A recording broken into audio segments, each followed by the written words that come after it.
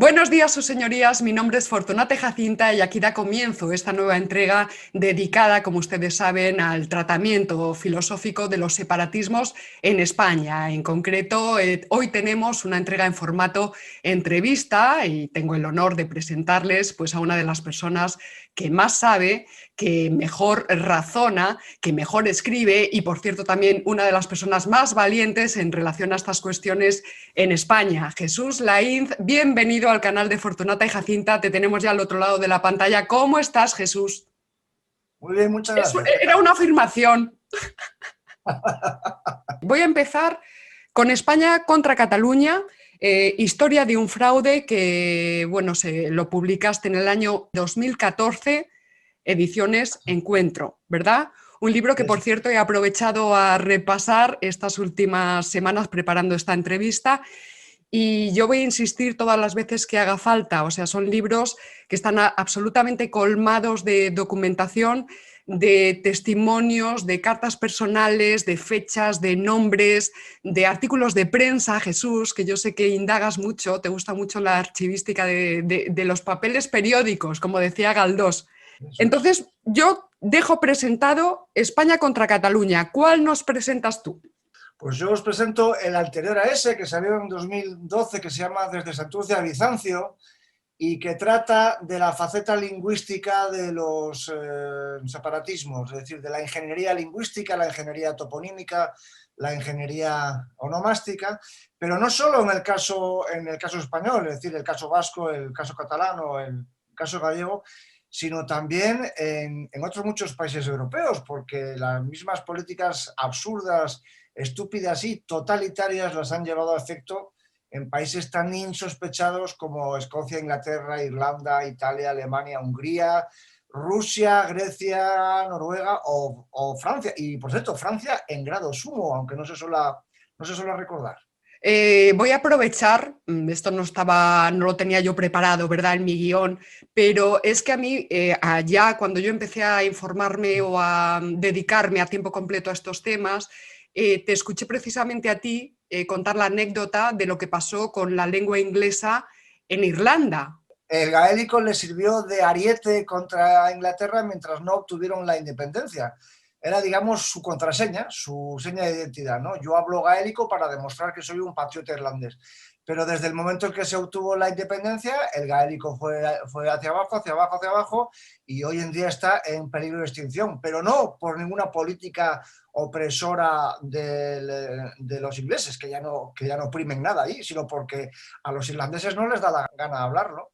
Que por cierto es lo mismo que acabará pasando con el catalán, quizá no, porque es una lengua de mucho uso, pero con el vascuence estoy absolutamente convencido. Si algún día el País Vasco obtuviera la independencia, sería la sentencia de muerte para el vascuence. Dejaría de tener interés usarlo. Exactamente. Bueno, pues está muy bien traer esa información a este capítulo de hoy y ahora vamos a ver. Yo tenía ya comprado desde hace tiempo el Privilegio Catalán, 300 años de negocio de la burguesía catalana. Este es un libro que tú publicas justo antes del golpe al Estado del 1 de octubre de 2017 Dos y, semanas antes. pero resulta, Jesús, que yo no me había enterado hasta hace pocas semanas de que en marzo del año 2020 tú habías publicado una versión ampliada, no es una nueva edición del Privilegio Catalán, sino que es una versión nueva, ampliada casi o más del doble de la información que tú trabajabas en el Privilegio Catalán. Cuéntanos un poco la aventura, por qué en 2017 dejas fuera mucho material, por qué decides en marzo de 2020 lanzar este otro y Pues por qué yo digamos no que me tuve, enteré, por qué no me enteré de que estaba publicado. porque no soy separatista y por lo tanto no cuento con el apoyo de los medios de comunicación de toda España. Si fuera separatista, ya te aseguro que me habrían hecho un reportaje a doble página en el ABC y otro en El País y otro en El Mundo y saldría entrevistado en televisión, pero como resulta que me ha dado por defender el bando contrario, pues evidentemente estoy condenado al ostracismo. He tenido mala suerte con estos dos libros, la verdad es que ha sido una absoluta casualidad. El primero, como bien has dicho, El Privilegio Catalán, sí, digo bien, El peligro catalán, Sí. salió publicado en septiembre del 17 y a las 2 semanas llegó el golpe de Estado. Entonces, ¿qué pasó? Que en primer lugar el libro se me quedó viejo. De repente, sin yo querer, sin yo tener culpa, llegó un acontecimiento de tal magnitud que, digamos que lo que se refería a la actualidad se había quedado de repente viejo, porque había habido nada más y nada menos que un golpe de Estado. Y luego la otra razón por la que hice la segunda versión es que cometí el error de minusvalorar a los lectores pensando que cuanto menos tuvieran que leer mejor, porque como sabes bien, vivimos en la generación de los tuiteros y los youtuberos, y por lo tanto la gente está muy poco acostumbrada a leer. Y así es que cometí el error de quitar demasiadas cosas de las que al día siguiente de tener el libro en la mano me arrepentí porque pensé que había dejado en la mesa demasiadas cosas. Total, que entre eso y la posibilidad de editar una traducción al inglés que se está estudiando para poder explicar a los extranjeros la cuestión catalana, pues pensé que en primer lugar tenía que meter toda esta información que me había dejado en el tintero y en segundo lugar tenía que hacer una introducción al revés. Es decir, tenía que hacer que el inglés, el francés, el alemán, el italiano, que conoce la cuestión catalana, sobre todo por el golpe de Estado del 17, tenía que entrar, digamos, a través de eso, a través del último capítulo, si se me permite el absurdo, pero había que explicar en primer lugar lo último. Y por eso es que buena parte del último libro es no solamente una larga ampliación de la cuestión del régimen de Franco, la Segunda República y todas estas cosas, sino también toda la cuestión del régimen actual desde el 78 y del golpe de Estado. Si yo te contara anécdotas al respecto no te las creerías. Nada más te voy a contar una brevemente, que tiene que ver, por cierto, con el libro que les he señalado, desde Santurce a Bizancio. Cuando salió en el 2011, Convivencia Cívica Catalana, la sociedad que presidía Paco Caja, Francisco Caja, Sí. y Ciudadanos, el partido, solicitaron para su presentación la sala de la Casa del Libro en la Rambla de Cataluña, de la Casa Libros Pasacalpe, vaya. Y se la denegaron con el argumento de que este tipo de libros subversivos eran muy peliagudos y que entonces no se le podían presentar allí. Claro, lo interesante de la cuestión es que es la categoría de libro subversivo. ¿Cómo se conjuga eso con la Constitución española, la libertad de expresión y la no discriminación por ideología, ¿no? Y luego, además, otra cuestión curiosa, y es que en esa misma sala, 2 meses antes, había presentado un libro defendiendo su plan el señor Ibarretxe. Ese no es un libro subversivo, y ese libro, por supuesto, tiene todo el derecho del mundo, que yo no lo niego, ojo, está clarísimo, tiene todo el derecho del mundo, pero ese sí que era un libro subversivo, y ni aún así se me ocurriría a mí prohibir que lo pudiera presentar. Ahora, curiosamente, en España, el que plantea su destrucción tiene todos los parabienes y puede hacerlo en cualquier sitio y con todo tipo de altavoces, y el que defiende su existencia es un subversivo. Yo creo que ya con esto que acabo de decir podríamos terminar el programa y no decir nada más, porque ya está dicho todo, ¿no? Sí, sí, sí. Voy a volver a poner en pantalla y a recomendarles encarecidamente la lectura pormenorizada del último libro de Jesús Lainz, Negocio y traición, la burguesía catalana, de Felipe V a Felipe VI. Y ya voy a adelantar a la audiencia, que creo que muchos estarán esperándolo y deseándolo, voy a adelantar que al final de la conversación, dure lo que dure esta conversación, yo te voy a pedir un breve comentario, un breve diagnóstico del resultado de las elecciones en Cataluña. Creo haberte escuchado que hace 20 años a ti lo que te llevó a iniciar estas investigaciones es precisamente comprobar por ti mismo si había correspondencia entre lo que contaba el relato separatista y lo que era la realidad histórica. Yo en el año 85 recuerdo que 85-86 yo era un tierno veinteañero, porque he envejecido mucho desde entonces, y entonces encontrábame un día en un autobús de Bilbao a Barcelona y se sentó a mi lado una rubia estupendísima, lo cual me llenó de orgullo y satisfacción, y empezamos a charlar.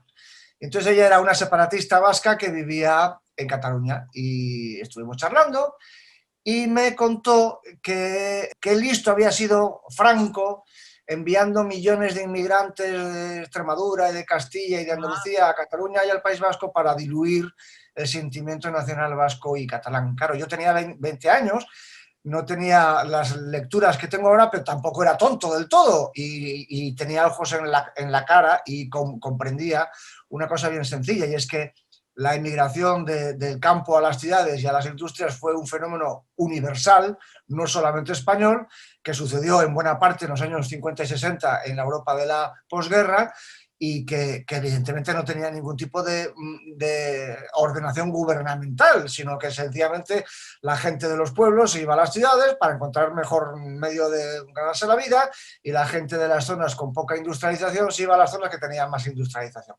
Pero el caso es que lo que le pregunté yo fue que habría que deducir entonces que Franco también quiso desnacionalizar Madrid, Francia, Alemania, Suiza y Bélgica, lugares a los que fueron muchos más emigrantes que a Cataluña, ¿no? Ya se me descolocó un poco, quedó claro que esa tarde no iba a ligar yo porque digamos que la rompió un poquito los esquemas, pero me insistió que no, que en el caso del País Vasco y de Cataluña era un pérfido plan de desnacionalización por el régimen franquista. Entonces mi siguiente pregunta fue, bueno, entonces deduzco que estarás en contra de la inmigración masiva de africanos y asiáticos que están mucho más lejos, cultural, lingüística, étnica y religiosamente, de los vascos y de los catalanes, que el señor de Burgos o el señor de Cáceres, ¿no? Y me respondió, no, eso es racismo. Entonces yo en ese momento me di cuenta de que aquí no estábamos hablando de xenofobia, estamos hablando de hispanofobia, que no es lo mismo. Es decir, para los separatistas cualquiera puede ser catalán. Se puede ser pakistaní catalán, israelí catalán, congoleño catalán, marroquí catalán. Ahora, lo que no se puede ser es español catalán, ¿no? Es una cosa absolutamente de casa de locos, de manicomio. Entonces me di cuenta de que todo esto era una alucinación colectiva y que tenía más que ver con la psiquiatría que con el mundo de las ideas, ¿no? Pero digamos que este fue el origen lejano de mi interés por todas estas cuestiones. Pero en el momento en el que me planteé ponerme a escribir fue en los últimos 90, cuando estaba muy de moda, muy activa el famoso Pacto de Barcelona, la famosa coalición Galeusca, y estaban todo el día dando la lata Pujol y el gallego Veigas y el vasco, que no me acuerdo, como no, Arzayus. Estaban todo el día dando la lata contra estas cuestiones históricas y todo el día arremetiendo contra España con la historia en la mano. Entonces a mí eso me pareció una patología, es decir, la política no está para discutir sobre lo que fue el siglo XVIII, el siglo XVII o el siglo IV antes de Cristo, está para gestionar la realidad actual. Entonces a mí me parecía que era una patología política que no existía en el resto de Europa. No sé si existirá en el Tíbet o en la Micronesia, pero desde luego en Europa no. Y entonces mi interés fue efectivamente lo que muy bien has resumido, en comparar el relato histórico con el que los separatistas estaban perpetuamente atizando, acosando desde el punto de vista político a España, y la realidad española, es decir, cuál era la realidad histórica frente a las armas arrojadizas pseudo-históricas que usaban los separatistas. Y de ahí nació mi primer libro, Adiós España, que se centró sobre todo en el caso vasco, porque hay que tener en cuenta que en ese momento lo que estaba sobre la mesa era el plan Ibarretxe. Estoy hablando de años 97, 98, 99. El libro se publicó en 2003 y me llevó 6 o 7 años escribirlo, y entonces digamos que me centré más en el caso vasco porque era el que estaba de actualidad, por el plan Ibarretxe, porque era el que estaba, digamos, más dando la lata todos los días, y porque ETA seguía existiendo, seguía matando, evidentemente. Luego, con el paso de los años, como no hará falta explicar, el centro de gravedad se ha girado hacia Cataluña, pero en ese momento estaba en el País Vasco. Y por cierto, gracias a Dios existe Internet, porque si no el trabajo hubiera sido imposible. Les voy a poner un ejemplo. Para hablar, por ejemplo, de la cuestión cubana y de la polémica entre el Fomento del Trabajo Nacional catalán, por ejemplo, y los hacendados cubanos, la polémica entre librecambismo y proteccionismo entre catalanes y cubanos, yo no lo habría podido investigar en la prensa cubana si no existiera Internet, porque habría tenido que irme a Cuba. Ya me has dado un poco la entradilla, porque a mí este capítulo me apetecía centrarlo un poco en la cuestión económica, los componentes económicos que históricamente han ido configurando el nacionalismo catalán. Y yo una previa pregunta que quería plantearte es si es tan sencillo decir lo siguiente, para que tú me lo desmientas o me lo ajustes o hagas el comentario que creas pertinente. Si se puede decir que el tránsito que se produce a lo largo del siglo XIX entre el llamado catalanismo cultural y el catalanismo político, si se puede decir que ese tránsito tiene que ver con los intereses de la burguesía industrial catalana, o si es simplificar demasiado el asunto. En un principio la respuesta es no. Es decir, a lo largo del siglo XIX en Cataluña sucedió un fenómeno que sucedió en toda la Europa romántica, ¿no? Que era la revitalización de las lenguas regionales, ¿no? Que habían caído en desuso, que eran despreciadas, por sus propios hablantes, lo que hemos hablado antes, por ejemplo, de los irlandeses en el siglo XX, una vez conseguida la independencia. Pasó también a lo largo del XIX y del XVIII y del XVII con muchas lenguas regionales. La prueba está en que los que abandonan el cultivo literario de la lengua catalana fueron los catalanes, pero no porque les obligaran a culatazos la Guardia Civil, sino porque no les dio la gana de seguir escribiendo en catalán y porque además constataron que era más fácil vender libros escribiendo en español, que era la única lengua española de alcance universal. Entonces, por eso los propios catalanes abandonaron la lengua catalana como lengua literaria, ¿no? Entonces, a partir del siglo XIX, en toda Europa, por el romanticismo, la atracción que tenían por la Edad Media, por el pasado, por los orígenes de los pueblos, pues se revitalizaron el cultivo y el estudio de las lenguas y de las culturas de regiones que habían quedado, digamos, un poco en segundo plano. Y también, y esto sí tuvo una dimensión política, las de las naciones que estaban incluidas en grandes imperios. Por ejemplo, los húngaros y los checos revitalizaron sus lenguas respectivas, la húngara y la checa, en una especie de afirmación de una personalidad nacional con objetivos políticos, evidentemente, en el imperio austrohúngaro, y lo mismo les pasó a los irlandeses y a los escoceses, por cierto, en el caso de Gran Bretaña. Y luego también está el caso de las literaturas regionales o de las lenguas regionales de provincias, no en este caso países incluidos en imperios, sino provincias de naciones muy consolidadas, como por ejemplo en Francia. En Francia sucedió lo que llaman ahí el renouveau celtique, es decir, la renovación de la lengua bretona, que había caído en desuso, o de la lengua provenzal, hasta el punto de que tuvieron un premio Nobel, Federico Mistral, ¿no?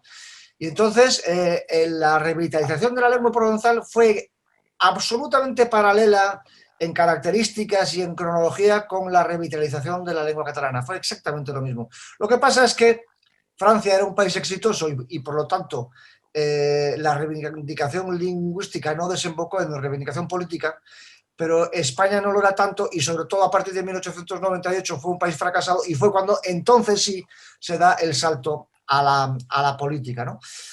Pero, como digo, la reivindicación lingüística o la revitalización lingüística no tuvo nada que ver en Cataluña con ninguna reivindicación política, ni mucho menos aún con una reivindicación anti-española. Es más, justamente pasó exactamente lo contrario, que las grandes figuras de la Renaixença, casi sin excepción, fueron fervientes patriotas españoles, y a ninguno de ellos se le pasó por la cabeza jamás que su recuperación de la lengua catalana fuera algo en contra de España, sino exactamente al revés. Consideraron que dicha recuperación era una alta labor de patriotismo español por recuperar una lengua española que había caído en desuso.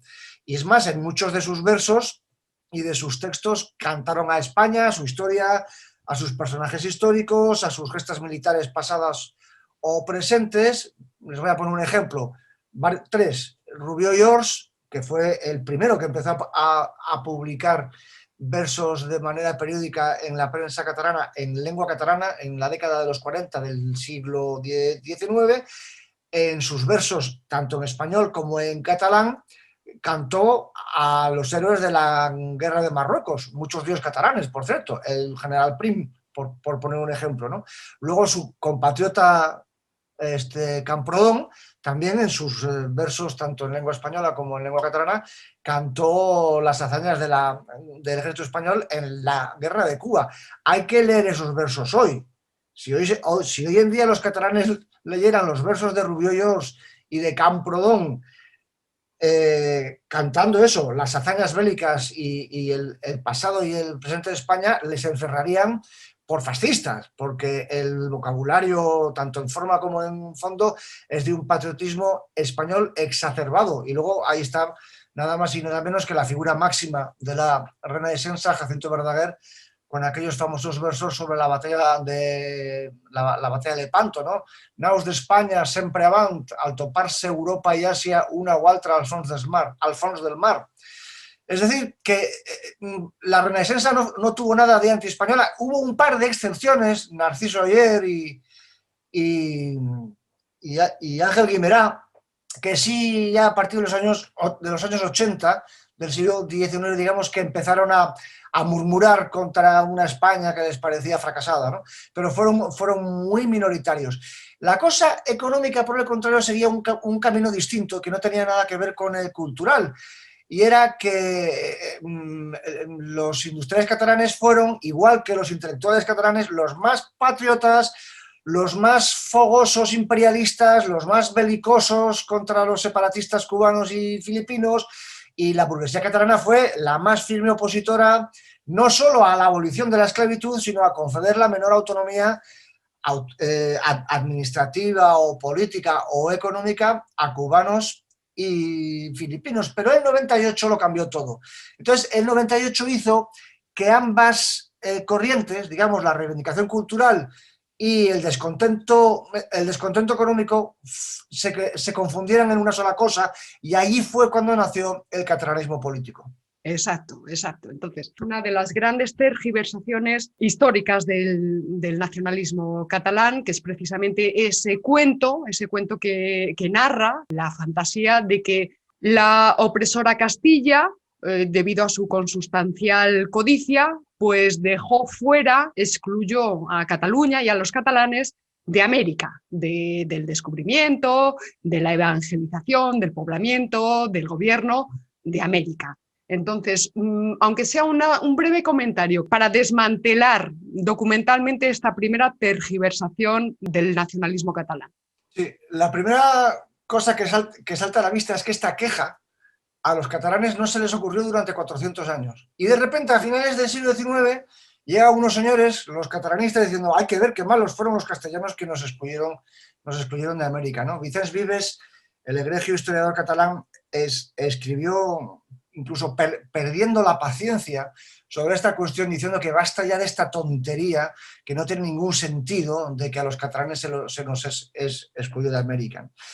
Entonces, aquí se acumulan muchos errores, muchas inexactitudes y muchas mentiras. En primer lugar, de lo que habría que hablar es de súbditos de la Corona de Aragón, no de catalanes, que no es lo mismo.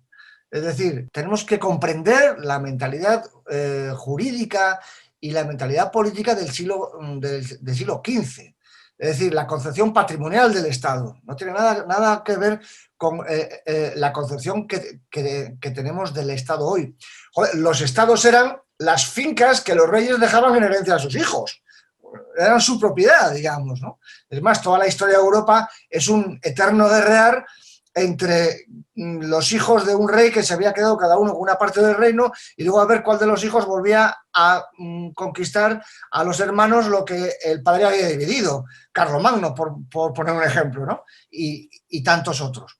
Pero el caso es que lo que sucedió, en primer lugar, es que los derechos sobre las tierras recién descubiertas en el Atlántico derivaban del Tratado de Alcáçovas del año 1479, por el cual la corona de Castilla y la corona de Portugal pusieron fin a la guerra luso-castellana, en la que se habían dilucidado la candidatura de Isabel la Católica contra la de Juana la Beltraneja, y también se disputaron el litoral africano y las Islas Canarias. Entonces, en ese tratado de Alcáçovas, vuelvo a subrayar, 1479, se fijó que las costas africanas quedaban para Portugal, como ustedes saben, los portugueses se dedicaron durante décadas a la navegación, a la circunnavegación de África, para llegar a las Indias por el este.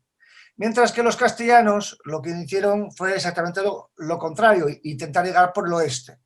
Y entonces, en el tratado se fijó que las costas africanas hacia el sur pertenecían a Portugal, y las Islas Canarias, conocidas y por conocer, quedaban para la corona de Castilla, es decir, lo que hubiera hacia el oeste. Entonces aquí Aragón no era parte en el litigio ni en el tratado, en primer lugar porque la pugna de la corona era entre Castilla, entre Juana la Beltraneja y Isabel la Católica, ahí no tenía nada que ver Aragón, y luego porque tampoco, como no era falta que les explique, Aragón no tiene litoral atlántico y por lo tanto no formaba parte, digamos, no tenía papel en este litigio.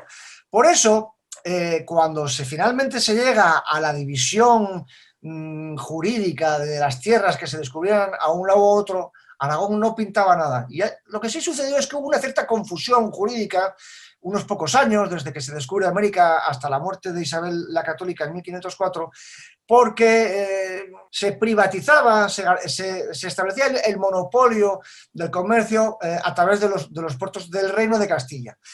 Pero las exclusiones de ambos reyes, y subrayo lo de ambos reyes, no solamente Isabel la Católica, sino también, no solo Isabel de Castilla, sino también Fernando de Aragón, las exclusiones se referían a los puertos de Flandes, es decir, a lo que a ellos les interesaba es que todo el comercio que venía de América se centralizara en los puertos de Sevilla y Cádiz. En primer lugar, para cobrar ellos sus impuestos, evidentemente. Y luego, además, hay que tener en cuenta que estamos hablando de una época en la que había piratas ingleses, holandeses y franceses que atacaban a los barcos españoles que venían de América. Entonces tenían que hacer convoyes. Y por lo tanto, era muy oportuno centralizar toda la llegada del comercio de América en los puertos más cercanos de la corona de Castilla, que eran Sevilla y Cádiz. Pero bueno, en cualquier caso, la realidad fue que los catalanes, igual que el resto de los aragoneses, igual que cualquier otro súbdito de los reyes de España, tuvieron absoluta libertad para comerciar con América, siempre y cuando tuvieran agencia en el puerto de Sevilla. Es decir, nadie impidió a un catalán tener una agencia comercial en el puerto de Sevilla o en el puerto de Cádiz. Y luego, además, no hay más que abrir un libro de historia de la conquista de América para ver que los aragoneses y los catalanes participaron por igual que los castellanos en el descubrimiento, en la conquista, en la evangelización, en el poblamiento y en el gobierno de América. Y hubo catalanes a mogollón entre los conquistadores, entre los evangelizadores. Por ejemplo, los evangelizadores de la isla de Cuba fueron monjes de la abadía de Montserrat. Entre los colonizadores, los gobernantes y los virreyes durante 4 siglos, ¿no? Habría que preguntar a los catalanistas que siguen clamando con esta especie de injusticia de los castellanos, que por cierto, habría que quitar la palabra castellanos y habría que ponerle el nombre del rey, porque aquí los castellanos, los pobrecitos, no pintaban nada. En cualquier caso sería una voluntad regia, ¿no? Pero ¿cómo se come que, por un lado, los catalanistas condenen la conquista y el descubrimiento de América, ¿no? Res a celebrar, no hay nada que celebrar, hispanitates genocidi, etcétera, etcétera, y sin embargo, al mismo tiempo se quejan de que no les dejaran participar en ello? Vamos a ver, ¿en qué quedamos? ¿La condenas o hubieras querido participar? Y luego, la segunda contradicción, lamentan no haber podido comerciar con América desde puertos catalanes durante 200 años, pero sin embargo condenan al rey que se lo permitió, a Felipe V, que fue el que les permitió, en igualdad de condiciones con el resto de los puertos de España, poder comerciar desde Barcelona o desde cualquier otro puerto catalán con América, ¿no? Son contradicciones absurdas, una vez detrás de otra, que demuestran que esto del catalanismo no responde ni a la lógica ni al sentido común. Exacto. Te voy a dejar que respires un poco porque yo tengo preparada una cita para redondear un poco este apartado, porque siguiendo un poco el planteamiento cronológico que tú mismo expones en tu libro, tenemos la otra gran falacia, perdón, histórica del separatismo catalán, que es la Guerra de Sucesión de 1714, otro tema trilladísimo que por obra y gracia de no se sabe qué, 200 años más tarde se convierte en una guerra de secesión. Es la construcción del mito de Casanova, 11 de septiembre, la Diada, Día de Cataluña, la gran fiesta del separatismo, etcétera. Entonces, yo tengo aquí recogida una cita de, como dices tú en tu libro, Antonio Capmany, pues uno de los historiadores catalanes del siglo XVIII más eminentes, abro comillas. En la guerra de sucesión que afligió a España estaba la nación dividida en dos partidos, como eran dos los rivales, pero ninguno de ellos era infiel a la nación en general, ni enemigo de la patria. Esto viene también a confirmar, a corroborar lo que tú nos has anunciado al principio. No sé si este tema te tiene ya muy aburrido, nos tiene a todos muy aburridos. Si quieres hacer algún comentario más. Principales reformas económicas que más que perjudicar favorecieron a Cataluña a partir del reinado de Felipe V. Pues sí, una de las principales medidas de Felipe V, en consonancia con lo que estaba sucediendo en toda la Europa del siglo XVIII, fue la unificación de legislaciones y la eliminación de aduanas interiores. Vuelvo a mencionar lo que he dicho antes de la mentalidad del antiguo régimen, ¿no? Aduanas interiores, derechos que habían que pagar para pasar de un lugar a otro. Son cosas que hoy en día nos resultan extrañas, pero que en el siglo XVIII era moneda común en toda Europa.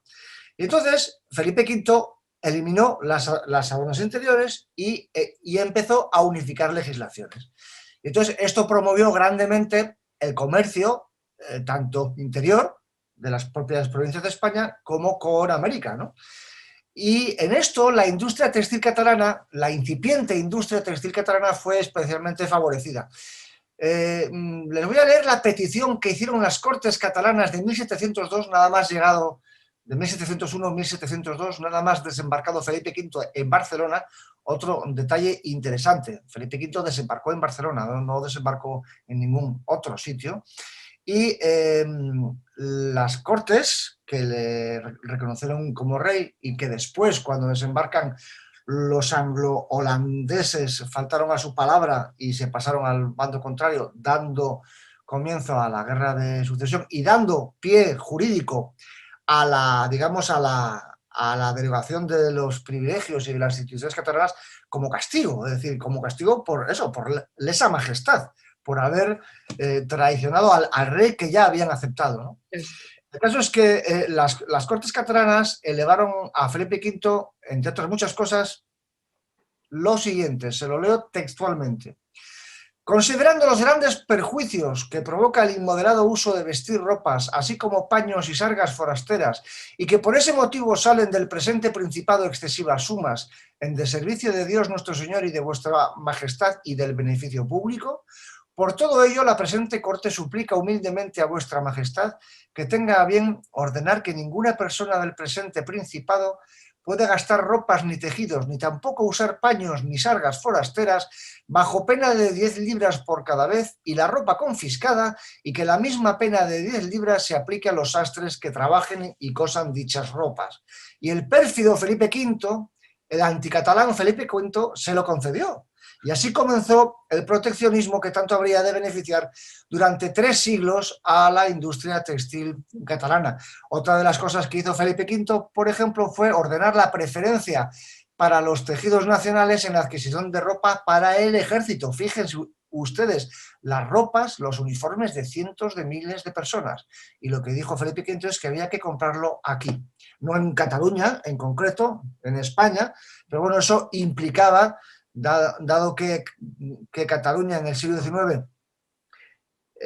concentró más o menos el 90% de la industria textil española, pues se pueden ustedes imaginar el negocio que eso significó. Y por cierto, lo mismo sucedería con sus sucesores, con los siguientes Borbones. Por ejemplo, Carlos III liberaría definitivamente el comercio con América para otros puertos españoles más allá del de Sevilla y el de Cádiz. Claro, esta es otra cosa que no se suele recordar. los catalanes se quejan de que estaban excluidos, perdón, los catalanistas se quejan de que estaban excluidos del comercio con América. En primer lugar, no es verdad. Los catalanes podían comerciar con América exactamente igual que cualquier otro, incluso que cualquier otro genovés o alemán o flamenco que tuviera agencia en Sevilla. O sea, lo que no podían era hacerlo a través de los puertos catalanes. Pero ojo, que es que los de Santander, los de Gijón, los de La Coruña, los de Cartagena tampoco. ¿Han oído ustedes alguna vez quejarse a los montañeses o a los asturianos o a los gallegos de que de que los reyes católicos les excluyeron del comercio con América? No, sencillamente en Gijón o en Santander o en La Coruña a nadie se le ha ocurrido sacar de ello un agravio nacional, ¿no? También Carlos III prohibió introducir en España tejidos extranjeros. Fíjense, en toda España no se podían introducir tejidos extranjeros, por lo que los industriales textiles tuvieron el mercado español cautivo. Es decir, produjeran lo que produjeran, fuera bueno o malo, fuera barato o caro, los españoles estaban obligados a comprárselo a ellos. Fíjense en la importancia de esta medida, que en 1820, ya un siglo después de Felipe V, un diputado catalán proteccionista que se llamó Juan de Valle proclamó lo siguiente en las Cortes. Y les voy a leer el párrafo porque merece mucho la pena. 1820, ¿eh? Así lo hemos visto en Cataluña. El señor Carlos III prohibió rigurosamente no solo la entrada de todo género de algodón que fuese de fábrica extranjera, sino que ninguna persona pudiera usarlo en sus vestidos y adornos bajo multa y pena de comiso. Esta prohibición se sostuvo con tesón no solo en aquel reinado, sino en el posterior. Desde entonces, las fábricas de hilados y tejidos de algodón han recibido considerable incremento. Al sistema prohibitivo adoptado por el señor don Carlos III se debió que Cataluña en el año 1808 contara en su territorio con 2000 fábricas de algodón. Con las leyes prohibitivas, se refiere a la prohibición de traer tejidos del resto de Europa, vio Cataluña floreciente su marina mercantil, de tal manera que en el año 1808 contaba más de 200 barcos destinados a la carrera de América. Si las Cortes conceden la libertad de introducir géneros extranjeros, van a arruinar la benemérita, la heroica Cataluña, sembrando la muerte y la desolación entre aquellas familias que no tienen otro medio de subsistencia que el producto que les proporcione el trabajo que emplean en las operaciones de hilar, tejer y estampar el algodón. Y este es el argumento con el que los políticos proteccionistas de toda España durante todo el siglo XVIII, XIX y buena parte del XX, sobre todo los catalanes, que eran la gran fortaleza del proteccionismo español, consiguieron tener el mercado español cautivo y consiguieron que su industria, aunque no estuviera tan desarrollada como otras, especialmente la inglesa, que era la más importante textil de la época, pues que pudo sobrevivir porque aunque no estuviera tan desarrollada, sus productos iban a ser vendidos obligatoriamente porque a los españoles, catalanes incluidos, no se nos olvide, estaban obligados, no les quedaba otro remedio. Y cuando digo catalanes incluidos es porque tengamos en cuenta que este mercado cautivo también afectó a los paisanos catalanes, como es lógico, no solo a los paisanos castellanos o a los paisanos murcianos, ¿no? Entonces, esta fue una de las razones por las que los librecambistas acusaron a los industriales proteccionistas catalanes de construir sus palacios a costa de los bolsillos de los demás españoles, catalanes incluidos. A propósito de esta cuestión del arancel y de las políticas proteccionistas, tú dices una frase contundente, escribes una frase contundente en el libro. Es por eso, y nada más que por eso, surgió el separatismo que enquistados seguimos padeciendo hoy. Y bueno, yo lo digo constantemente en mis vídeos, parece mentira que este cuento de que existe una Cataluña oprimida o un País Vasco tiranizado, como si fueran el Congo belga, cuando estamos tratando y hablando constantemente de dos de las regiones históricamente más ricas, más desarrolladas, más industrializadas, más pobladas de toda España frente a otras regiones. Esta es una de las mentiras más escandalosas de todas, porque Cataluña y País Vasco no es que fueran dos de las regiones más ricas, es que eran las dos regiones más ricas Y lejos de ser regiones oprimidas, fueron durante muchos siglos las regiones privilegiadas. Por eso se desarrollaron más que otras y por eso el separatismo arraigó allí. Las burguesías de esas regiones se quisieron separar no por oprimidos, sino por ricos. Es decir, este es un fenómeno universal. La Liga Norte italiana, por poner un ejemplo. ¿Por qué se quieren separar los ricos lombardos y no los pobres sicilianos, por poner un ejemplo, ¿no? Porque Lombardía, o por lo menos los que apoyan esa especie de pseudo-secesionismo de la Liga Norte, lo que quieran es soltar lastre, ¿no? Y entonces lo mismo les pasó a los separatistas vascos y catalanes. Lo que querían era soltar lastre de las regiones menos adelantadas, ¿no? No fueron pocos los políticos y los escritores que a lo largo del siglo XIX y XX afearon a estos separatistas que se quisieran separar por egoísmo. Por ejemplo, Galdós escribió al respecto y también Venceslao Fernández Flórez escribió muchos artículos sobre toda esta cuestión del proteccionismo en las décadas de los 20 y de los 30 del siglo XX, artículos interesantísimos, varios de los cuales recojo en el libro. Y, por ejemplo, en 1931 escribió uno denunciando que era mentira que Cataluña sufriese un régimen de opresión colonial, que es lo que decían los catalanistas, sino exactamente al revés, que el resto de España eran las colonias de la burguesía catalana. Y definió el catalanismo, el separatismo catalán, como el curioso deseo de una metrópoli que se quiere separar de sus colonias, cuando en el resto del mundo lo que pasaba era exactamente al revés, las colonias que se querían separar de la metrópoli. Y así siguió siendo el resto del siglo XX, con Cataluña y el País Vasco en cabeza de la renta per cápita española y muy favorecidas por la política económica del franquismo, tema que lanzo, con el que te tiro el anzuelo para que luego hablemos de ello.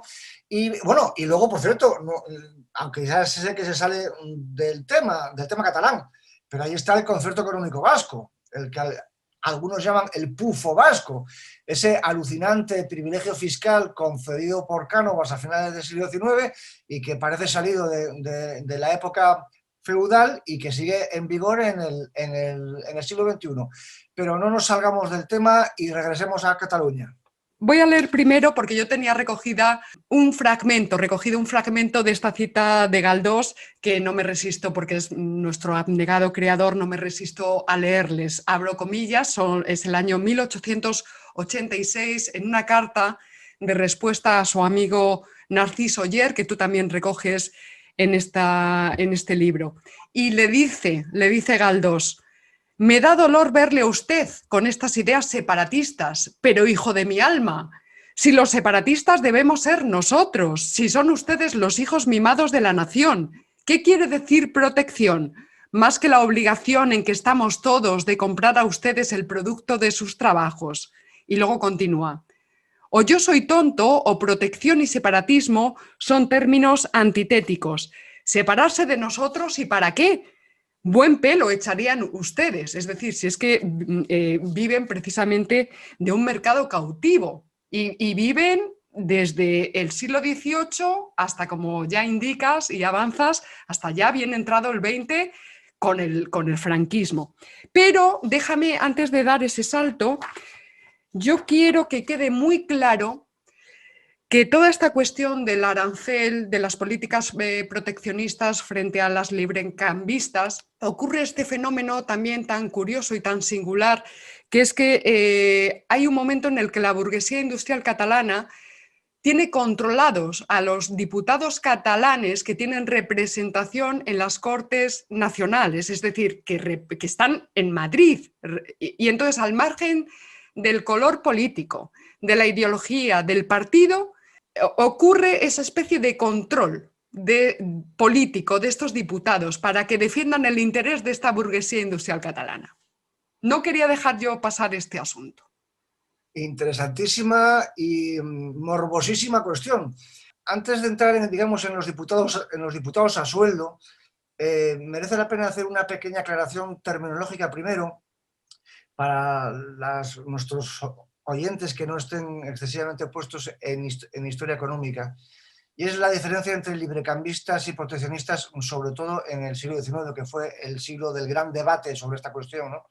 Los librecambistas eran los que promovían que hubiera libre cambio, que hubiera libertad de movimiento de las mercancías entre los países, y los proteccionistas eran los que estimaban que lo que había que hacer era lo contrario, proteger a la industria nacional elevando los aranceles para la extranjera para que al entrar más caros compitieran en peores condiciones con los nacionales, ¿no?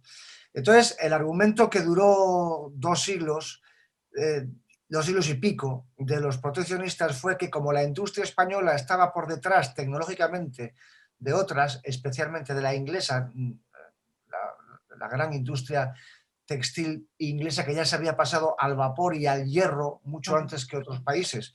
Y entonces los proteccionistas decían que mientras la industria española no alcanzase la mayoría de edad, se veía obligada a esta especie de protección de papá Estado, porque si no, los productos ingleses mejores y más baratos se los iban a comer. El problema es que esta especie como de petición provisional duró dos siglos y medio. Entonces los librecambistas lo que decían es: ya llevamos 2 siglos y medio con esta cuestión de una protección provisional. Entonces el problema es que con esta protección provisional lo que se ha conseguido es que la industria española nunca alcance la mayoría de edad, ¿no? Entonces, entre este debate entre proteccionistas y librecambistas se dio no tanto entre partidos, porque aunque mayoritariamente el Partido Conservador era proteccionista y mayoritariamente el Partido Liberal era librecambista, tampoco fue exactamente así. Hubo conservadores librecambistas, como por ejemplo Cánovas en el principio, aunque luego se hizo proteccionista, y hubo muchísimos liberales proteccionistas, especialmente los catalanes, por el motivo que les voy a decir ahora. Por ejemplo, un diputado liberalísimo, izquierdosísimo, diríamos hoy, tanto es así que perteneció a un partido que se llamó Izquierda Dinástica. Fue Víctor Balaguer, de quien les voy a hablar a continuación. Y este, como digo, era liberal, rama izquierdista, y sin embargo era proteccionista.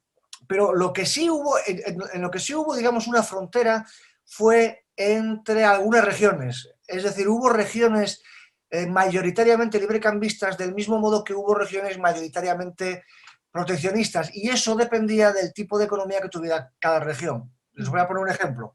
Valencia, región eminentemente exportadora, era librecambista porque lo que le interesaba era poder exportar sin problemas. Claro, el problema de poner aranceles a los productos ingleses era que implicaba que los ingleses pusieran aranceles para los productos españoles.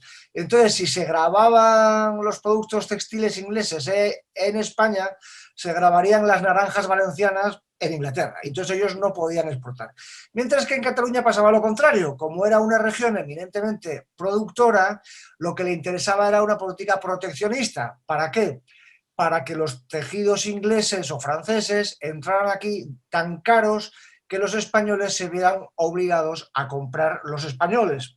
Hay una frase muy interesante de Stendhal que menciono en el libro, que en 1838, si no recuerdo mal, se dio un paseo por aquí, por el norte de España, estuvo en Cataluña una temporada y escribió en sus recuerdos de ese viaje que vaya cara más dura tienen los catalanes, que presumen de ser los más liberales y los más demócratas de todos los españoles, pero pretenden tener una especie de sujeción feudal de todos los españoles para que les compren a ellos sus productos muchos más caros y de peor calidad que los tejidos ingleses, ¿no?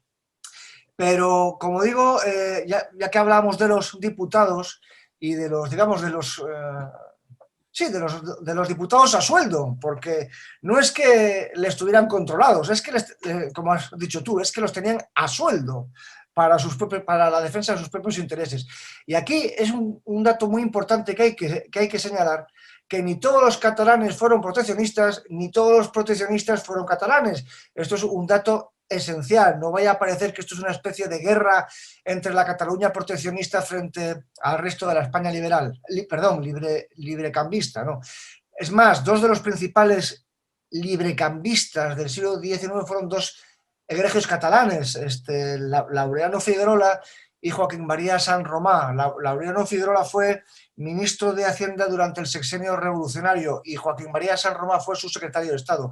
Y estos dos fueron quizá los más pugnaces librecambistas de todo el siglo XIX. Y en sus escritos interesantísimos, violentísimos, por cierto, también salen recogidos en el libro.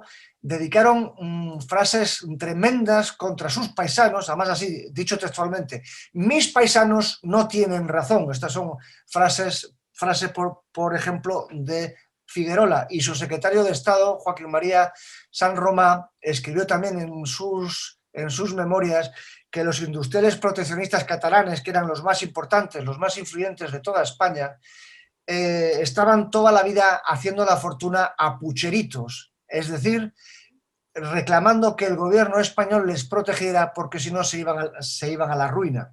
Pero volviendo a Víctor Balaguer, que es el ejemplo más claro de político a sueldo, este fue uno de los principales representantes de la Renaixença. Fue escritor, dramaturgo, historiador en lengua española, en lengua catalana, y también fue ministro varias veces a lo largo del siglo XIX. Por cierto, ministro de ultramar, que es un detalle muy interesante, ya que vamos a hablar luego, supongo, de 1898 y de Cuba, ¿no? Pues este señor, que fue ministro de ultramar, cuando murió Madoz, Pascual Madoz, que era el campeón proteccionista, murió, y entonces al día siguiente de que murió Madoz, escribió al Instituto Industrial de Cataluña, que era el antecedente del Fomento del Trabajo Nacional, la patronal catalana de hoy, ¿no? Les escribió poniéndose a sus órdenes. En el libro sale la carta. Es decir, oiga, que yo estoy aquí, Cuenten que conmigo. ya lo saben ustedes, a mandar. Y el Instituto Industrial de Cataluña le respondió, la carta también sale en el libro: como no, contamos con usted, pase por caja cuando usted quiera. En fin, es la confesión más evidente, más clara, de que los intereses a los que servía Víctor Balaguer no eran los de sus votantes, sino los de los industriales catalanes proteccionistas que le pagaban. Ese es un tema que a mí me ha resultado de los más interesantes de la investigación de este último libro tuyo. Y si te parece, como insisto, vamos a dejarle a los televidentes la opción de que ellos lean y disfruten en detalle de todo lo que tú aquí recoges. Pasamos directamente a 1898. Y ahí has tenido tú una tarea muy entretenida, ¿verdad?, con la prensa de la época. Prácticamente de una semana para la otra, cambio de posicionamientos, muy jugosito, muy divertido todo esto. Tremendo, tremendo. La verdad es que tanto para este libro como para España contra Cataluña, el análisis de la prensa catalana es apasionante, como el descubrimiento de la tumba de Tutankamón. Es verdaderamente alucinante. Yo no podía imaginarme que me iba a encontrar con lo que me encontré. Les voy a poner un ejemplo. Toda la prensa catalana hasta el 98, toda, sin excepción, incluida la de la extrema izquierda, federalista, republicana, anticlerical, o sea, lo más izquierdista que se podía imaginar de la época, era la cosa más patriotera, más imperialista, más belicista, una cosa absolutamente alucinante. Si lo leen hoy, dirían que estos son periódicos de la extrema derecha, fascista, imperialista, una cosa tremenda. Y esa misma prensa es la que de la noche a la mañana, como acabas de decir muy bien, cambia y de repente se hace separatista.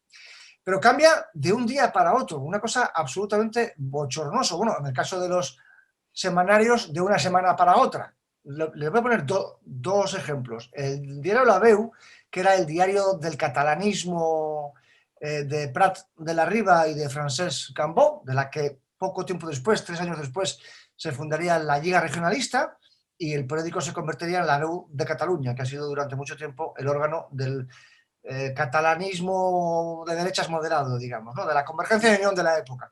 Pues Sí. bien, el órgano catalanista, La Veu, el día 8 de mayo, una semana después de la derrota de la Armada Española en Cavite, las derrotas navales españolas del 98 fueron 2. La de Cavite a principios de mayo en Filipinas, y la de Santiago a principios de julio en Cuba.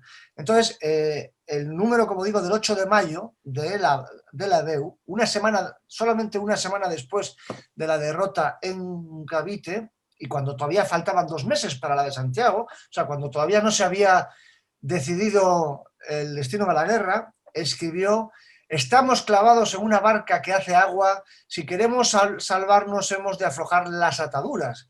Es decir, España es un barco que se va al fondo, si Cataluña quiere sobrevivir tenemos que romper ataduras. Pero el detalle más importante, más escandaloso, más espantoso, quizá el texto clave que explica todo lo que yo cuento en el libro, tanto es así que el título del libro me lo inspiró el párrafo que les voy a leer ahora, el título Negocio y Traición. Pues sí.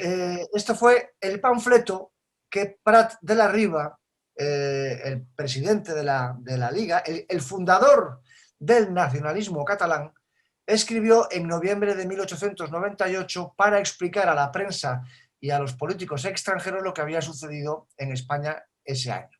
Y entonces lo escribió en francés, se titulaba La cuestión catalana, y en él explicó que la pérdida de las provincias de ultramar se había debido a la inutilidad del Estado castellano. Atención, del Estado castellano, no del Estado español. Es decir, aquí la culpa de todo la tenían los castellanos. Los catalanes no habían tenido nada que ver con la pérdida de las colonias, aunque evidentemente ministros y presidentes del gobierno y militares y generales y almirantes catalanes había habido a montones. Por ejemplo, Víctor Balaguer, ministro catalán de ultramar, y lo vuelvo a subrayar, y otros muchos catalanes que también fueron ministros de ultramar, y bueno, y luego por supuesto los miles y miles y miles de voluntarios catalanes que fueron a luchar contra los separatistas en Cuba, ¿no? Pues bien, Prat de la Riba, como les digo, le explicaba a los extranjeros que la culpa la habían tenido los castellanos, los catalanes no habían tenido nada que ver con ello. Y además explicaba por qué los catalanistas, como él, estaban empezando a plantearse la secesión de España porque ya no era negocio. Y les leo un párrafo que digamos, sintetiza lo que escribió Prat de la Riba en este panfleto. Abro comillas. Hay una gran parte de productores catalanes que hasta hoy, por interés personal, se mantenían al margen del movimiento nacionalista porque compensaban con los derechos de aduana los perjuicios que el desorden administrativo les causaba. Fíjense qué importante es esta frase. Es decir, gracias al proteccionismo, gracias al arancel, a los catalanes nos ha ido muy bien en España. Nos hemos hecho ricos con los derechos de aduana del Estado español. Por pertenecer a España se habían hecho ricos. Sigo. Pero hoy, que se han perdido casi todas las colonias, los productores catalanes comprenden que la protección que necesitan, una vez más la palabra protección, consiste en el orden, una buena administración, vías de comunicación, en lo que consiste el medio ambiente administrativo propio de los estados verdaderamente civilizados y que les permite perfeccionar la producción y comprar a buen precio. Y saben muy bien que todo esto no lo puede proporcionar el Estado español o castellano, subrayo otra vez lo de castellano, de generación de un Estado puramente agrícola y militar. Es decir, los castellanos son aldeanos y militares, mientras que los catalanes somos gente moderna e industriosa. Pero sigue Prat de la Riba. Por consiguiente, vuelven sus ojos hacia Francia y se declaran partidarios de una anexión, solución asimismo propuesta por una pequeña fracción radical de la juventud intelectual catalana. Si las corrientes descentralizadoras y federalistas que están naciendo hoy en Francia se desarrollan rápidamente y se traducen en reformas de la actual constitución unitaria y centralista de la República Francesa, la idea anexionista tendrá muchas oportunidades de triunfar. Una situación, un momento propicio de la política internacional europea y la anexión será un hecho. ¿Comprenden por qué el título Negocio y Traición? Es decir, mientras España fue negocio, seguimos siendo, y es más, los más patriotas españoles de todos. Pero cuando deja de ser negocio, proponemos que nos anexione Francia, que va a ser mejor negocio. Es decir, traición, el negocio y la traición. Por cierto, que me has recordado, precisamente en España contra Cataluña, incorporas dos herramientas muy útiles de cara a la investigación y a la lectura también, que es el apéndice gráfico y luego también, por cierto, un índice onomástico. Lo digo porque aquí hay cartelería de estos sucesos, cartelería y también artículos de prensa de este año decisivo, del año 1898, en el que gráficamente queda también muy representada este cambio de posición. Bueno, este fue como muy radical, pero hubo más. El hecho de que, por ejemplo, Cataluña fue la región que con más entusiasmo recibió la dictadura de Primo de Rivera. Interesantísima y también morbosísima cuestión, aunque la más morbosa de todas está por llegar, que es evidentemente Franco. Pero efectivamente es muy interesante porque no es que fuera Cataluña la región, perdón, sí, fue Cataluña la región más entusiásticamente, partidaria del golpe de Estado de Primo de Rivera, sino que los catalanistas fueron los que lo promovieron, lo financiaron y lo pidieron, ¿no? Pero antes de Primo de Rivera habría que señalar lo que había pasado 3 años antes, con otro generalote, con Severiano Martínez Anido, porque en 1920, tengan en cuenta que son los años inmediatamente posteriores a la primera posguerra. Y claro, el fantasma de la Revolución Rusa estaba ahí, acababa de pasar 3 años antes, ¿no? Y en 1920... 19-20 fueron los años del pistolerismo, que se llama, ¿no? Los años del terrorismo anarquista en Barcelona. A los cinéfilos, si les interesa, les recomiendo el libro bueno, a los cinéfilos y a los lectores, claro. El libro y la película que luego se hizo sobre el libro de La verdad sobre el caso Savolta, porque va precisamente sobre esto, sobre el terror, el terrorismo anarquista en la Barcelona de los años 20 y el contraterror empresarial, es decir, los pistoleros que contrataban los industriales, pues claro, para salvar su vida y para matar a los terroristas que les querían matar a ellos, ¿no?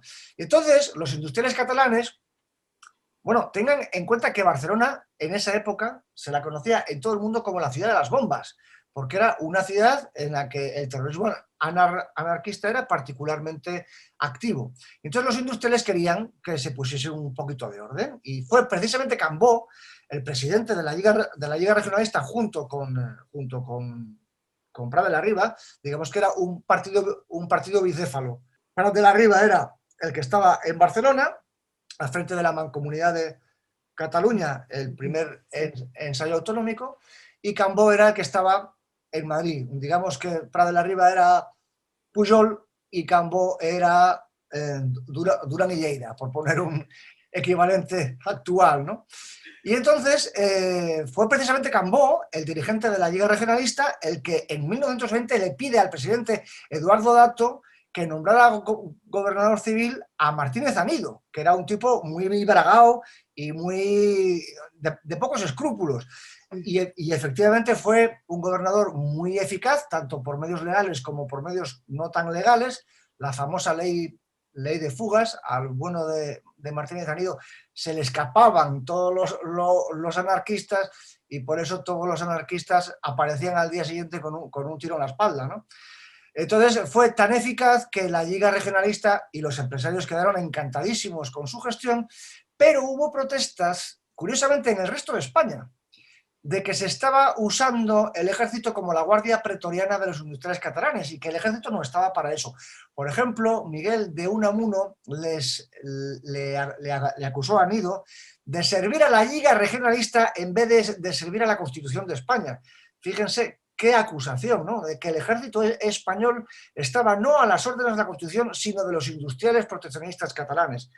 En este caso, de los industriales catalanistas, porque buena parte de ellos estaban en la cúpula de la Lliga Regionalista, cuyo presidente había sido el que había pedido el nombramiento de Martínez Anido. El caso es que finalmente destituye a Martínez Anido, la Lliga y los industriales catalanistas se cogen un cabreo monumental, le ofrecen un banquete de despedida por todo lo alto en el Ritz y se cogen un cabreo monumental con el gobierno español. Y como siguieron las bombas, le piden al gobierno español que el ejército entre en Cataluña para poner fin al terrorismo anarquista. Y 2 años después, en 1923, llega el golpe de Estado de Primo de Rivera.